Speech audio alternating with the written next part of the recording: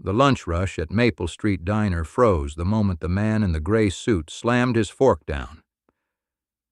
"This coffee is cold. Are you incapable of doing the one simple job you have?" His voice cut through every conversation like a blade. Behind the counter, a woman in her 50s wiped her hands on her apron and walked over, calm, steady, unbothered. Her name tag read Ruth. She had served this diner for 19 years.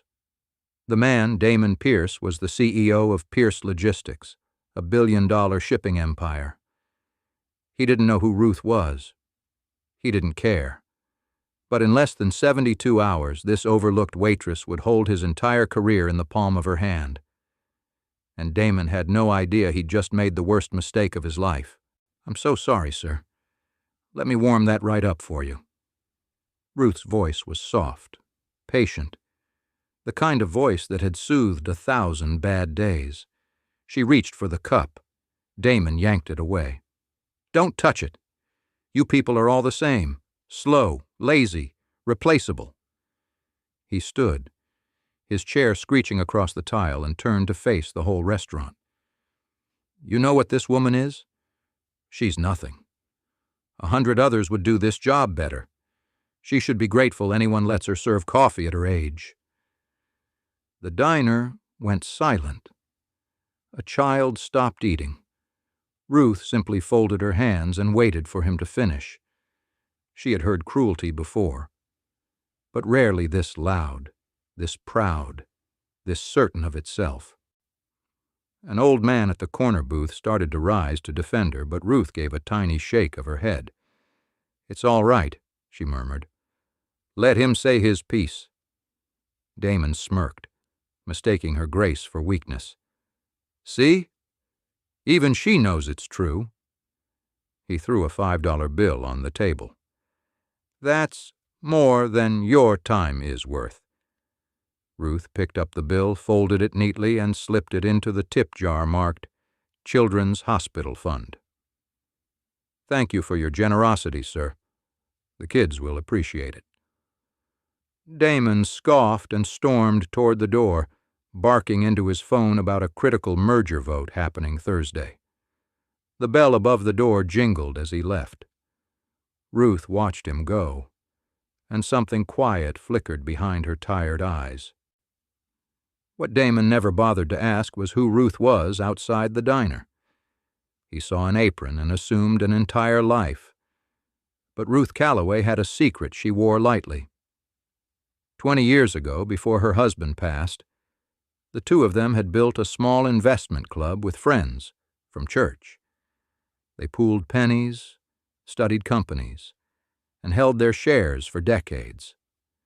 That little club had quietly grown into a serious block of stockholders, and one of the companies they'd invested in early, back when it was just a few trucks and a dream, was Pierce Logistics. Ruth wasn't just a shareholder. As the club's elected trustee, she controlled a voting block large enough to swing any close decision, including a merger vote, scheduled for Thursday. That evening, Ruth's phone rang. It was Harold, an old friend and fellow club member who still followed the markets. "Ruth, did you hear? Pierce Logistics has a board vote Thursday. The CEO wants to push a merger the shareholders hate. It's going to be razor close." Ruth sat down slowly at her kitchen table, the same table where she'd graded her grandkids' homework. "Harold, how close?" "Close enough that our block decides it," he said. "If we vote against him, the merger dies. And so does his job. The board's already furious with him." Ruth was quiet for a long moment. She thought about the man in the gray suit, the cold coffee, the word replaceable. Then she said softly, "Send me the proxy forms." Thursday came. Damon Pierce strode into the glass-walled boardroom radiating confidence. "This merger passes today. I've got the votes. Anyone who doubts me can find the door." He laughed, loosening his tie like a man already celebrating. The chairman cleared his throat. Actually, Mr. Pierce, the controlling shareholder block has submitted a vote, and they've requested to address the board by video before we proceed. Damon waved his hand. Fine. Whatever. Put them on. Let's get this done. A screen lit up on the far wall, and there, sitting calmly at a plain kitchen table in a simple cardigan, was a face that made Damon's stomach drop. It was Ruth, the waitress, the replaceable one. She offered a gentle, knowing smile. Hello, Mr. Pierce. We've met. The blood drained from Damon's face. You're a waitress, he sputtered. How? That's impossible. Ruth folded her hands, just as she had in the diner. I serve coffee, Mr. Pierce. And I also serve as trustee for a shareholder group that has believed in this company for 20 years, longer than you've run it. The boardroom turned to stone. 2 days ago, she continued softly, you stood in my diner and told a room full of strangers that I was nothing. Lazy. Replaceable. Damon's mouth opened, but nothing came out. I forgive you, Ruth said. But forgiveness and trust are different things, and this board can no longer trust a man who treats the powerless as garbage. So we are voting against your merger. A murmur swept the room. The chairman nodded gravely. The block votes no. The merger fails. He turned to Damon. And given the company's concerns about your conduct and judgment, the board will be calling a separate vote on your position as CEO.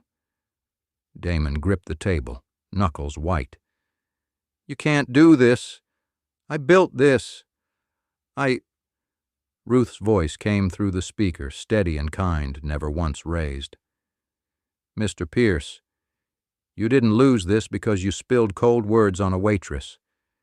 You lost it because you never once stopped to wonder who was standing in front of you. Power that forgets people always runs out. The screen went dark. Within a week, Damon Pierce was gone, and Ruth quietly went back to refilling coffee at Maple Street. The same warm smile, the same humble apron. Ruth never bragged about that day. She just kept pouring coffee, kept dropping spare bills into the children's hospital jar, and kept treating every single person who walked through the door like they mattered. Because to her, they did. The lesson she left behind was simple. The person you look down on today may be holding your whole future tomorrow. Kindness is never wasted, and arrogance always sends the bill. If this story warmed your heart and reminded you that humble people carry quiet power, do something kind for Ruth's spirit. Hit that subscribe button and ring the bell, so you never miss the next satisfying tale of justice served. Drop a Ruth in the comments if you believe respect should never depend on someone's job. We'll see you in the next one. Stay humble. Stay kind.